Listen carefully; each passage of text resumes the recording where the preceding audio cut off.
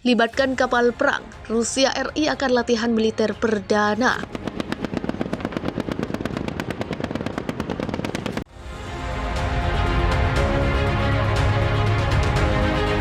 Rusia berencana menggelar latihan militer perdana dengan Indonesia. Duta Besar Rusia di Jakarta, Lyudmila Georgievna Vorobieva, mengatakan latihan perang itu digagas sebagai penguatan kerjasama pertahanan kedua negara di usia 70 tahun hubungan bilateral. Lebih dari 40 event direncanakan berlangsung tahun ini, terutama dalam konteks kerjasama militer Indonesia-Rusia. Sebagai contoh, kami berharap latihan militer perdana Indonesia-Rusia akan berlangsung tahun ini, kata Vorobieva dalam wawancara eksklusif bersama CNNindonesia.com Selasa. Vorobieva menuturkan latihan militer itu akan melibatkan Angkatan Laut Indonesia dan Rusia. Sejumlah kapal perang Rusia akan berkunjung dan berlatih di perairan Indonesia. Menurut Vorobieva, ini merupakan latihan militer biasa yang pernah Rusia lakukan dengan negara-negara lain sebelumnya. Namun ia tak menjelaskan detail kapan dan di mana latihan perang itu berlangsung.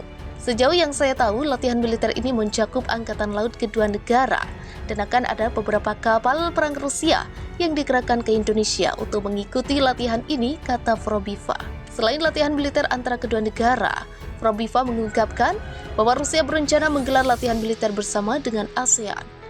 Rusia, paparnya, juga akan memberikan beasiswa bagi personil TNI untuk berlatih di situs pendidikan militer mereka. Kedekatan kerjasama pertahanan kedua negara, ucap Vorobieva, juga terlihat dari lawatan Menteri Pertahanan RI Prabowo Subianto baru-baru ini ke Moskow untuk bertemu Menhan Rusia Jenderal Sergei Shoigu.